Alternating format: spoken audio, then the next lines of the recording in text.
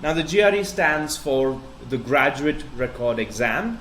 It's a mandatory admission prerequisite for US universities for MS programs, and it's also accepted for MBA programs around the world. The GRE is typically valid for 5 years, but we recommend that you have a GRE score no older than 3 years, just in case. The unofficial scores for the GRE are shared with you in about 8 to 10 days, sometimes even quicker, especially with the newer GRE format coming in. And I'll talk more about what that is. You can take the GRE multiple times, up to 5 times a year. Of course, we don't recommend that you take it that many times, but you should keep in mind that you can take the GRE more than once. This can help you plan for a not so ideal test day situation, ensuring that you can maximize the possibility of you getting the best possible score and also applying with that score to the best possible universities. I will talk more about the score select option and how you can utilize that in the upcoming discussions. So the one important thing that you need to know about the GRE is that it's scored from 130 to 170 for each section of verbal and quant. There is an essay section, and this is scored from 0 to 6. This is a separate section in itself. It does not interfere with verbal and quant in any way. So, what are the section timings like? Well, the AWA has 30 minutes for you to sort of understand, write, and edit the response before the timer runs out. And the quantitative reasoning has 2 sections, 27 questions in total spread across these 2 sections. This is of course for the new version of the GRE, of course, starting from September. And you have 47 minutes for both the sections combined. Similarly for verbal, you have 2 sections with 27 total questions across the 2 sections of verbal, and 41 minutes to solve all those questions across the 2 sections. You will realize that math has a little bit more time per minute than verbal, but you'll realize that it's not so significant to make that much of a difference. What you should be bothered about is how the test works. Now, remember I spoke to you about how it's scored from 130 to 170. This is true for both verbal and quant. And based on this, we will discuss what ideal scores are, but that's for a slightly later discussion. Let's think about how this 130 to 170 score for verbal and quant is calculated. Remember, you have 2 sections in both verbal and quant. Is this score calculated by adding all the questions you get right across both the sections? Well, common sense would dictate that this is how it's done, but actually it's not.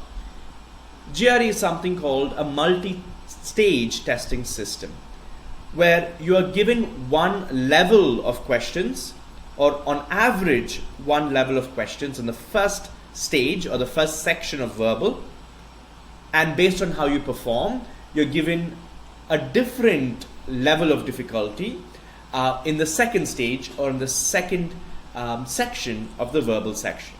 So the first stage of verbal will only correspond to the first or the second stage of verbal. The first stage of verbal will not influence the difficulty of the math sections in any ways, and vice versa. To give us an idea, let's look at this representation.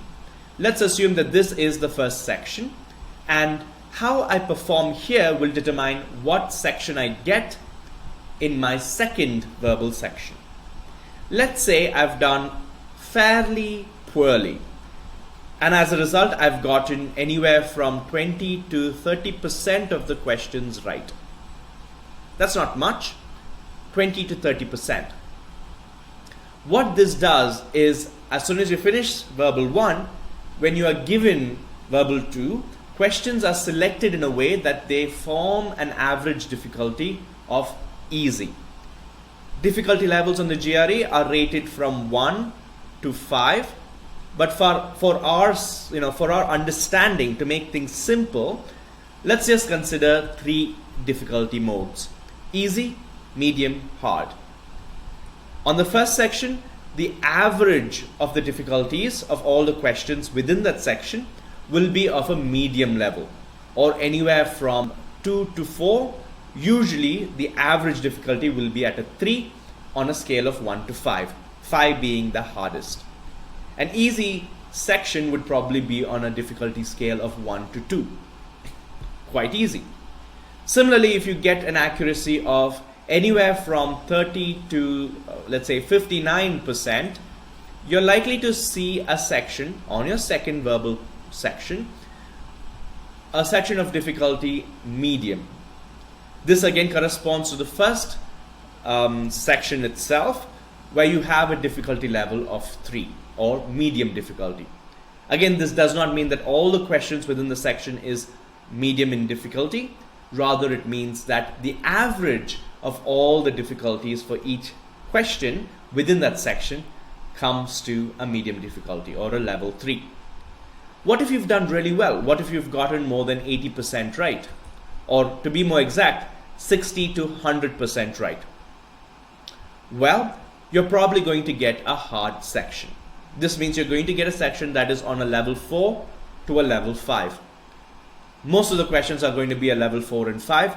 You may have a few questions that are level 3. None of the questions within this hard section will be anything lower than that. What you realize then is that if you do the first section really well, if you get most of the questions right, you're going to get a very hard second verbal section, which means you're going to have less time to solve every question. Remember, the harder a question, the more time it takes. So what does that mean for you? Should you then sort of try to maximize the number of questions you get right by making mistakes in the first verbal section, doing badly, and then getting everything right in the second verbal section? Not at all. You should be aiming to get as high a score on verbal 1 so that you get a hard section in verbal 2. Even if you do very, very badly on section 2, you're likely to get a very good score. Remember, a 130 to 170 is the score range.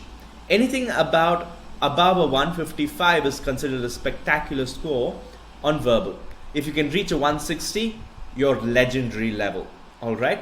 So if you get an easy section, let's say you botch the test up, you get only 30% right, and you get an easy section, even if you get 100% of these questions right, your score will not go beyond a 145. That will be the hard boundary that it will reach. It cannot go beyond that.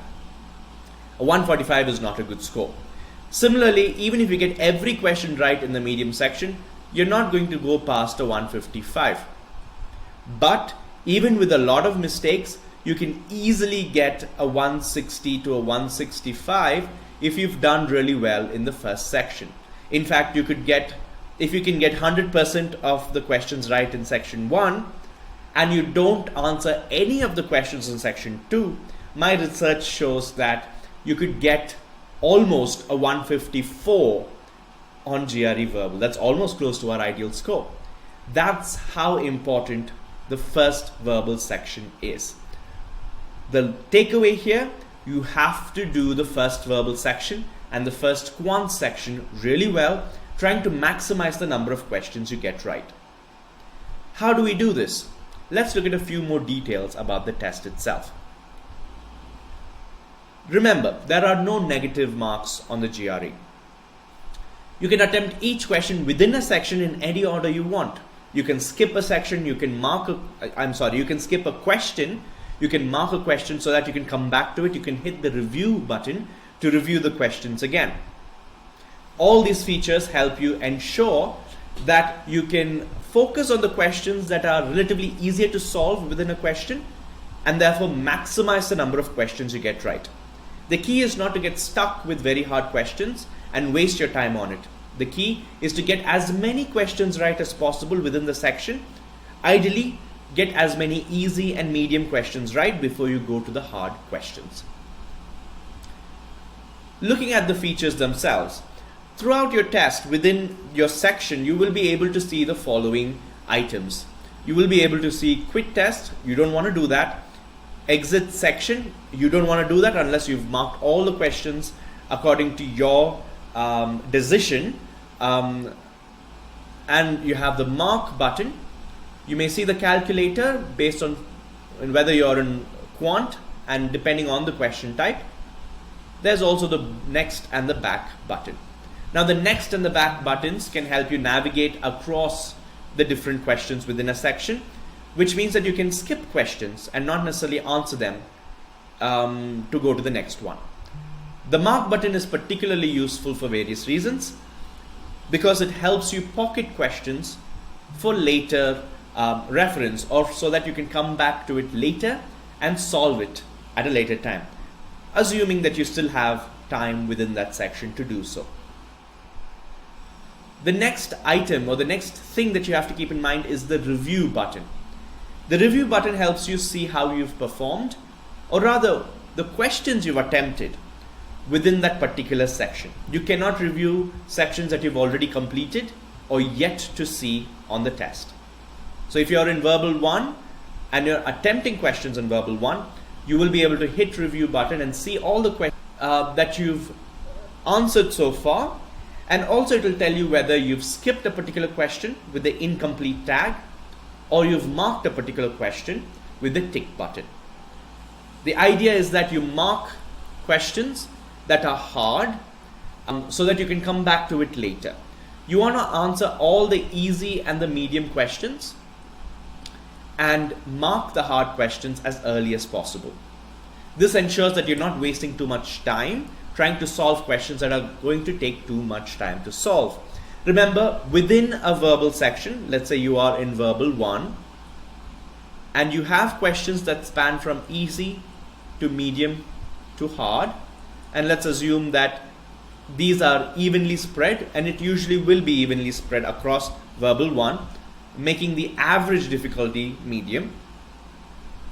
The scoring, or the points you get for each of these questions, is still the same.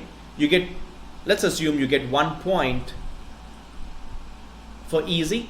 You will still get 1 point for medium and hard, as long as you're within that particular verbal section. The takeaway: don't try to be a smart aleck, right? Don't try and solve all the hard questions first. Instead, prioritize the easy and the medium questions first. Try to get those right. When you see a hard question, again, we will discuss how you can identify a hard or a tricky question. Once you do that, make sure you mark it and move on. Don't try to solve it at that point. Your goal is to get all the easy and medium questions right within that section, and then once you've hit those questions, or once you've completed all the questions that are easy and medium within that section, then move on to solving the harder ones that you've marked. And there might be some questions that are very hard to solve, you have no idea how to solve them. Those you would have skipped. You would have left incomplete without hitting the mark button. Those, if you're not able to solve it within the time constraint, you will probably have about 1 or 2 left within the section. Guess, or take your most educated guess after eliminating the improbable answers. This process will ensure that you get the highest score possible within that particular section, given the time constraint that you have. Great, let's move on to the next discussion point within the GRE introduction.